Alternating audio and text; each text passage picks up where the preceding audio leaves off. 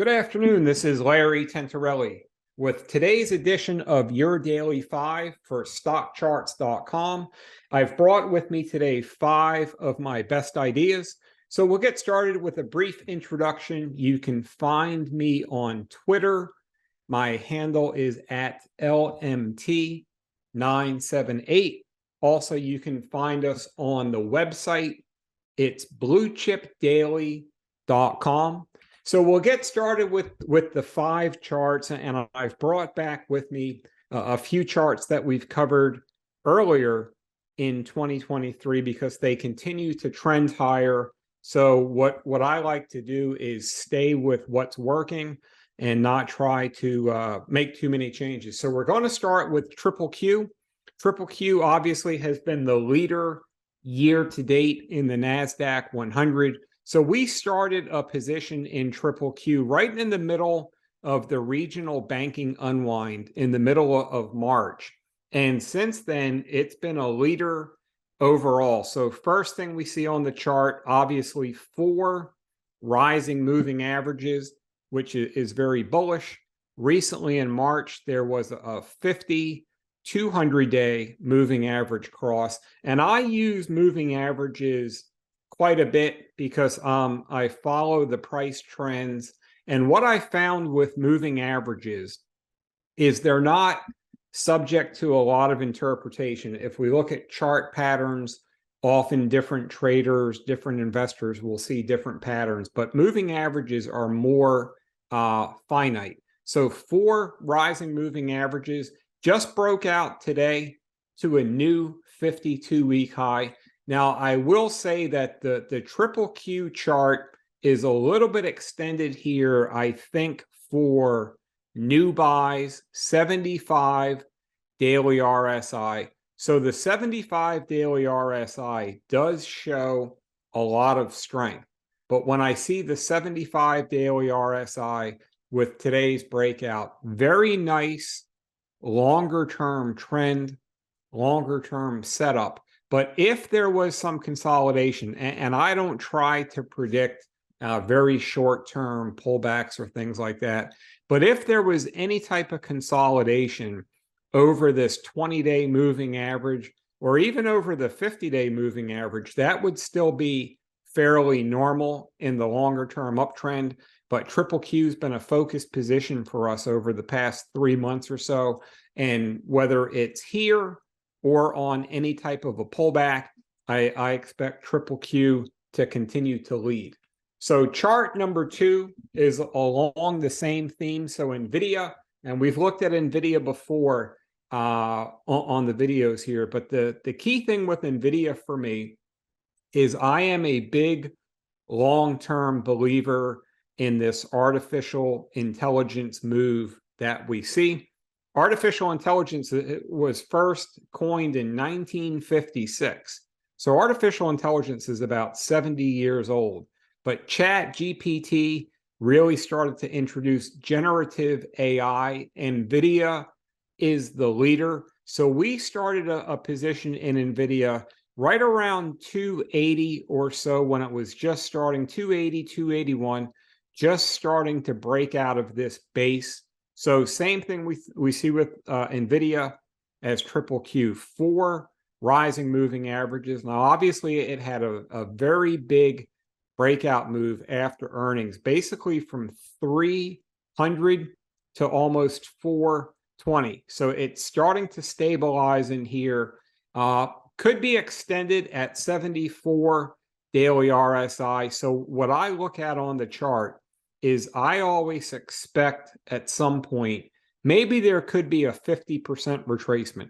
So from 300 to 420, we'll call that 360 or so. So NVIDIA is one of my top longer term ideas, but obviously based on shorter term volatility, there could always be some back and fill. So I do plan to add to the NVIDIA position. We've booked some gains recently, but I do plan to add to it. But what I would like to see is I'd like to see these daily plus 5%, down 5%, plus 5% moves. I'd like to see those ranges start to come down.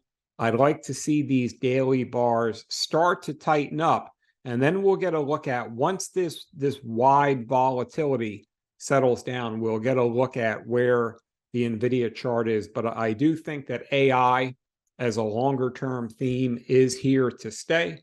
And while there can be pullbacks along the way, Nvidia, I think, is the number one large cap, mega cap stock to focus on in the group. Tesla and consumer discretionary, very nice chart. So we started a position yesterday on the members website in Tesla, just over $200. It's got a good start so far. And a couple of things that I see on the chart.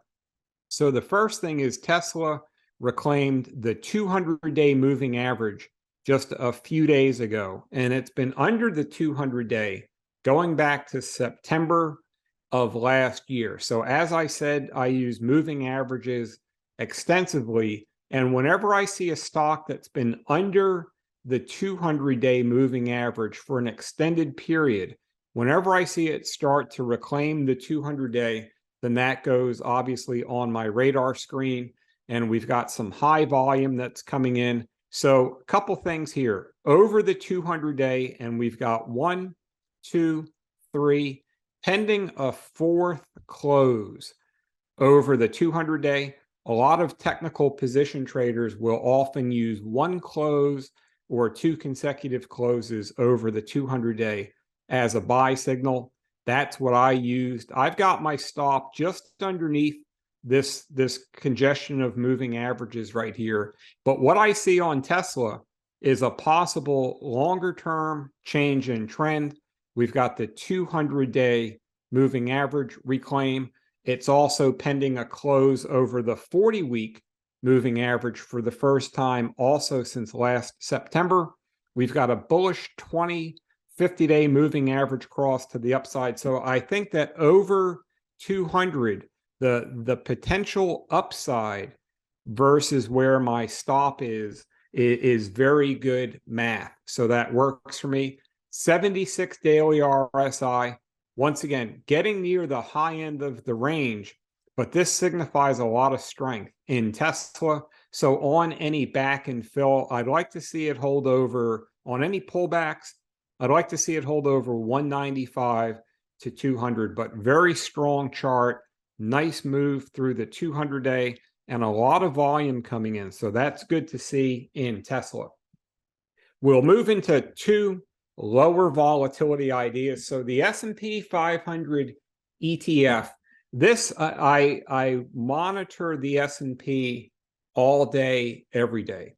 And the first thing that I've been looking for is a close in the S&P over 4,200 and a close in the SPY ETF over $420.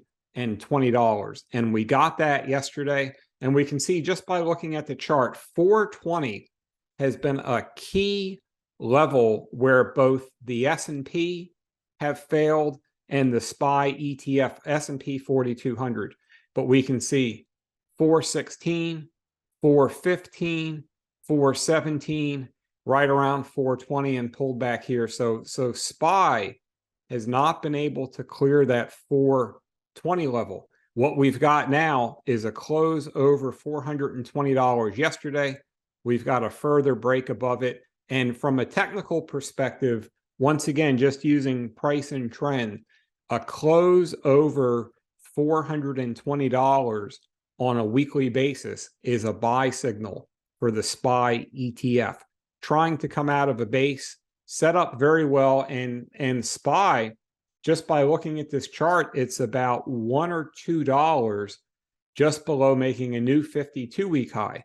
And that's also a constructive buy signal. So the SPY ETF setting up nicely. And then on any pullbacks, when I trade these indices, I use tighter stops. So on any pullbacks, I'd want to see the $400 level hold.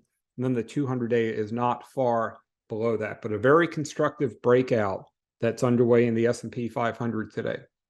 Finally, Eli Lilly, a healthcare leader. We've looked at this one before, and Eli Lilly is just one of the strongest charts on my screen. It's one of the strongest healthcare charts on my screen by far. And we've got the same thing. 4 rising moving averages, pullback maybe 45 to 419, maybe about an 8% pullback here, stabilized over 418 to 420, back over the 20-day moving average, and overall set up very nicely, relative strength moving in the right direction. But in the healthcare sector, Eli Lilly by far has been one of the top performers year to date, and it's set up well exactly where it is. So that's it for today's video. I appreciate everyone's time. I hope that you enjoyed the content, and we look forward to seeing you online soon.